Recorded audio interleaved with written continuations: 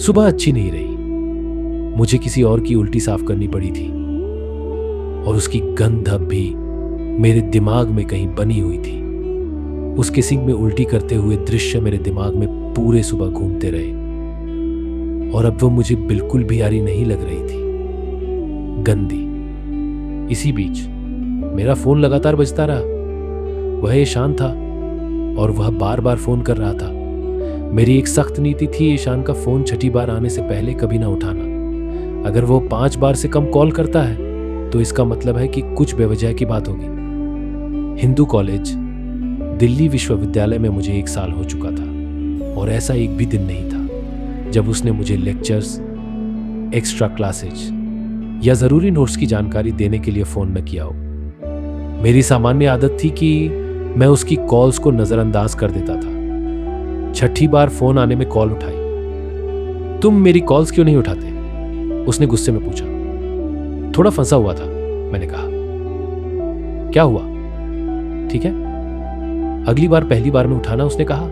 हाँ सही। ईशान ने बताया कि एक टैक्स प्लानिंग प्रोफेसर को मेरे पापा द्वारा मेरे इंटरनल एग्जाम के पेपर, जो मैंने खाली छोड़ दिया था, मैं थोड़ी नरमी बरतने के लिए पैसे की पेशकश करने पर काफी नाराजगी थी। अब वो मुझसे व्यक्तिगत रूप से बात करना चाहते थे। तुम्हारे पिता सब कुछ नहीं खरीद सकते, ईशान ने एक बार कहा था। वह पूरी तरह सही नहीं था। मेरे पिता बहुत अमीर थे। मैं चांदी की चम्मच या कहें हीरे की चम्मच के साथ पैदा हुआ था। मेरे बैंक अकाउंट्स हमेशा भरे रहते थे। क्रेडिट कार्ड बिल्स कभी समस्या नहीं थे। जो कार में चलाता था, जिस घर में रहता था, वह सब उनके थे, लेकिन फिर भी मेरे। पिछले साल जब मैंने अपने बोर्ड एग्जाम्स खराब कर दिए थे और यह लग रहा था कि दिल्ली यूनिवर्सिटी में दाखिला मुश्किल होगा, तो मैंने अपने पिता को फोन किया। अगले दिन मैं दिल्ली का स्क्वैश चैंपियन बन गया और खेल कोटे के जरिए बीकॉम ऑनर्स में दाखिला मिल गया। बुरा नहीं था, है ना? मुझे पढ़ाई से नफरत नहीं थी, लेकिन जब आपके पास सब कुछ हो तो शिक्षा कभी प्राथमिकता में नहीं होती। मेरे पिता मुझसे दयालुता से पेश आते थे, लेकिन किसी कारण से मेरे माता पिता का तलाक हो चुका था और हम बात नहीं करते थे। वह मेरे लिए अजनबी थे और मैं 8 साल की उम्र से पिता के बिना पला था। मुझे उनकी कमी महसूस नहीं हुई। पिछले साल तक, जब तक मां जीवित थी, उनके पास परिवार में संपर्क का एक बिंदु था। लेकिन जब मां ने पिछले साल कैंसर से अपनी लड़ाई हार दी तो उनके पास कोई नहीं बचा। कार, घर, जिम, यह सब मुझे खरीदने के उनके प्रयास थे। मैं इतना लालची था कि उन्हें चीजें खरीदने दी, लेकिन इतना नहीं कि खुद को बेच दूं। मैं कॉलेज गया उस ईमानदार, सही लेकिन घमंडी प्रोफेसर से मिलने। वो पैसे क्यों नहीं ले सकता और शांत नहीं हो सकता था? मैंने हमेशा सोचा था कि प्रोफेसरों को कम वेतन मिलता है, वह अतिरिक्त पैसे क्यों ठुकरा देगा? तुमने क्या सोचा है कि तुम क्या कहोगे? ईशान ने पूछा जैसे ही मैं कार से उतरा। नहीं, वो मुझसे मिलना चाहता है ना? बात वह करेगा, मैं नहीं, मैंने कहा और प्रोफेसर के ऑफिस की ओर बढ़ा। बेनॉय, सुनो। ईशान हमेशा से मातृत्व भरी सलाहों से भरा रहता था, फिर भी मैं ईशान को नजरअंदाज नहीं कर सकता था। अगर मुझे बीकॉम के बारे में कुछ भी पता था तो वह सिर्फ उसी की वजह से था। न केवल बीकॉम, बल्कि हर चीज में उसने मेरी मदद की थी। हाँ ईशान, बस अंदर जाकर प्रोफेसर से कह देना कि तुम ठीक नहीं थे और तुम्हें घर जाना पड़ा। कह देना कि बाकी सब एग्जाम्स तुमने पास कर लिए थे और यह है कि तुम्हारे पापा तुम्हारे भविष्य को लेकर चिंतित थे। इसीलिए ईशान, क्यों ना तुम ही जाकर उनसे बात कर लो? मैंने मजाक में कहा। मैंने कोशिश की थी, उसने कहा। उसकी इतनी बार मदद करने की कोशिश मेरे जीवन में उसकी ओवर इन्वॉल्वमेंट को कभी कभी हैरानी में डाल देती थी। मैंने उनसे पूछा कि क्या समस्या है और उन्होंने कहा कि वह सिर्फ तुमसे बात करेंगे। उसने कहा सॉरी। ईशान मुझसे माफी मांग रहा था क्योंकि वह मेरी गलती को ठीक नहीं कर सका था। वह कितना प्यारा था। अगर मैं लड़की होता तो शायद उसे गले लगाकर किस कर लेता। कोई बात नहीं दोस्त, मैं संभाल लूंगा, मैंने कहा। अगर कोई दिक्कत हो तो बस मुझे कॉल करना। मैं कमला नगर में रहूंगा, ठीक है सोनिल? मैंने पूछा। हाँ, उसने कहा, और मैंने उसे थोड़ा शर्माते हुए देखा। रिश्ते, मैं बताता हूं, वे सबसे समझदार आदमी को भी बर्बाद कर सकते हैं। वह दौलत राम कॉलेज की एक लड़की को डेट कर रहा था। 1 साल हो गया था और वह उसके लिए पागल था। ईशान आकर्षक था, जरूरत से ज्यादा मुस्कुराता था, जरूरत से ज्यादा ख्याल रखता था और जरूरत से ज्यादा मासूम था। वह एक छोटे भाई जैसा था, या कहें एक पांडा जैसा। यह अक्सर उसके खिलाफ जाता था।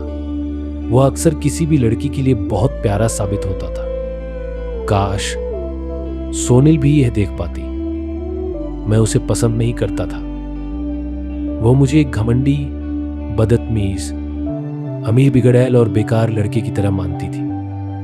उसने ईशान से मुझसे दूर रहने को कहा था, लेकिन ईशान इतना बेवकूफ नहीं था। मैं कॉलेज के गलियारों से गुजरा, हर चेहरे को देखकर मुस्कुराया। मैंने कुछ चेहरों को पहचाना और कुछ ने मुझे।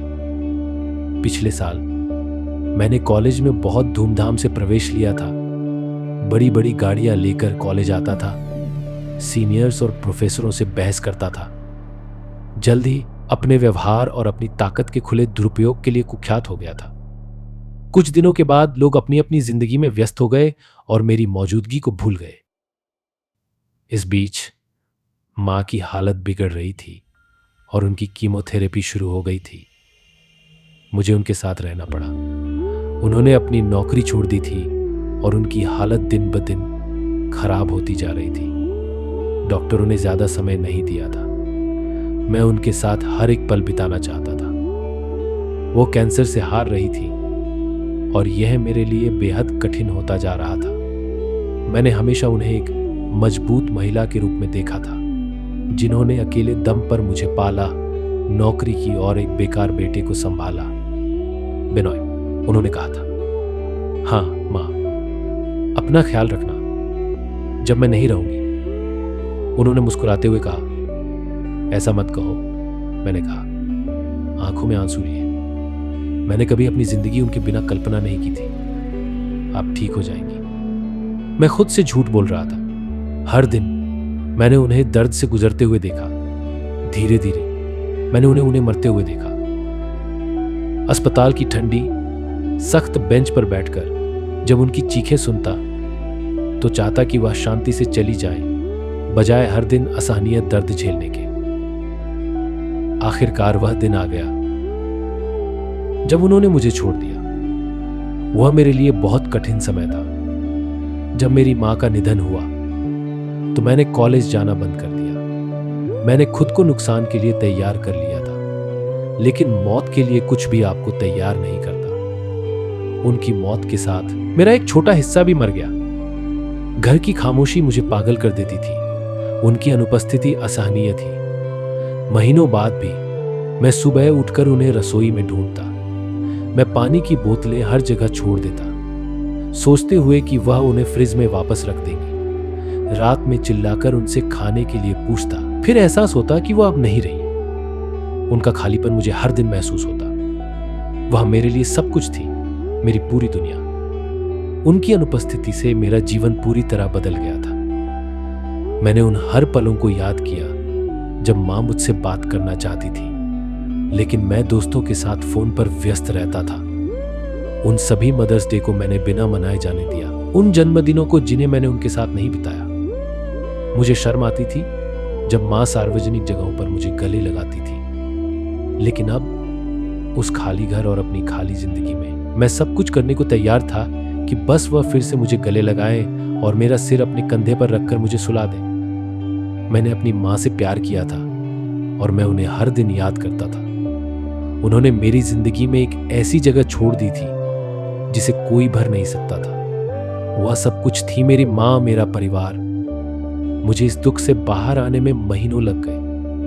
मैंने काउंसलिंग ली और इस दौरान डेब की मां ने मेरी देखभाल करनी शुरू की।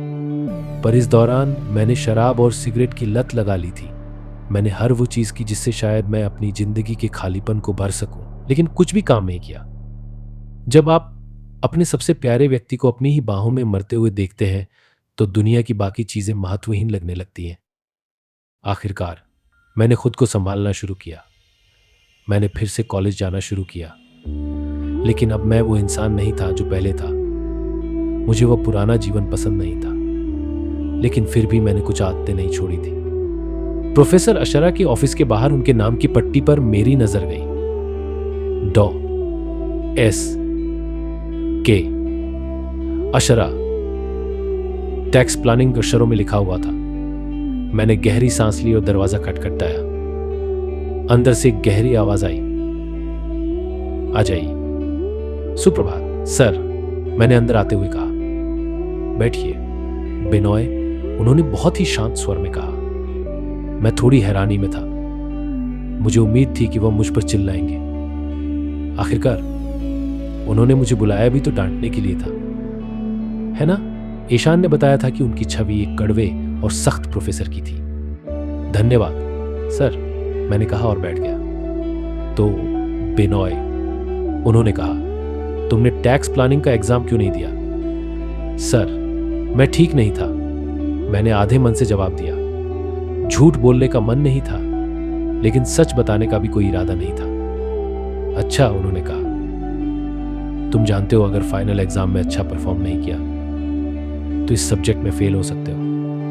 जी सर, मैंने बेमन से कहा। फिर थोड़ी हिचकिचाहट के बाद पूछा, सर क्या किया जा सकता है? यह सवाल पूछते हुए ऐसा लगा जैसे मैं किसी ट्रैफिक कांस्टेबल से चालान माफ करने के लिए बात कर रहा हूं। उन्होंने मेरी तरफ देखा और उनकी आंखों में एक अजीब सी चमक थी। उन्होंने कहा, तुम्हारे पिताजी ने मुझसे बात की थी। मुझे पता है, मैंने कहा। मैं इसके लिए माफी चाहता हूं। नहीं नहीं, उन्होंने कहा। उनका स्वर अचानक बहुत विनम्र हो गया। तुम्हारे पिताजी का फोन आना मेरे लिए सम्मान की बात थी। ओह, ऐसा है, मैंने थोड़ा तंज के साथ कहा। उनकी आंखों में लालच साफ दिख रहा था। मुझे समझ में आ गया कि वह सिर्फ पैसे नहीं चाहते थे, उन्हें और कुछ चाहिए था। कुछ मिनट बाद जब मैं उनके ऑफिस से बाहर निकला तो मेरे चेहरे पर एक ठंडी मुस्कान थी। मैं जानता था कि अब यह मामला सुलझ गया है। मेरे फोन पर ईशान के 13 मिस्ड कॉल्स थे। कैसे हुआ? ईशान ने पूछा जब मैंने उसे फोन किया। ठीक हो गया, मैंने जवाब दिया। मैंने तुम्हारे कहे अनुसार ही किया। थोड़ा रोया, मिन्नतें की और उन्होंने कहा कि वह मुझे औसत नंबर देंगे। देखा, मैंने कहा था ना, उसने कहा। उसकी आवाज में सच्ची खुशी झलक रही थी। हाँ, तुमने कहा था, मैंने मुस्कुराते हुए कहा। लेकिन जो वास्तव में हुआ था वह मैंने उसे नहीं बताया। कॉल खत्म करने के बाद मैंने वो किया जो मुझे सबसे ज्यादा नापसंद था, पापा को फोन किया। ये कॉल जरूरी थी और मैं उनसे भाग नहीं सकता था। यही मेरी जिंदगी का खर्चा उठाते थे। हेलो, मैंने फोन किया। बिनॉय, कैसे हो? पापा ने दूसरी तरफ से पूछा। टैक्स प्लानिंग प्रोफेसर को याद है? मैंने पूछा।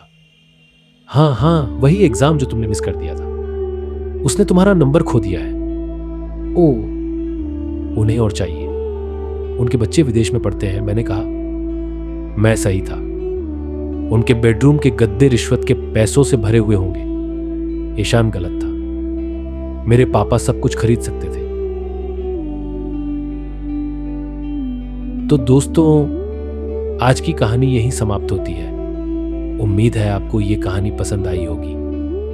अगर आपको हमारी कहानियां अच्छी लगती हैं तो हमारे चैनल के स्टूडियो को सब्सक्राइब करना ना भूलें। घंटी के आइकन को दबाएं ताकि अगली कहानी की नोटिफिकेशन आपको सबसे पहले मिले। कमेंट्स में अपनी राय देना मत भूलें। हमें आपकी प्रतिक्रिया का हमेशा इंतजार रहता है। हम आपके लिए और भी अनोखी कहानियां लाने का वादा करते हैं। तब तक के लिए अलविदा और अपनी कल्पना को जीवित रखें।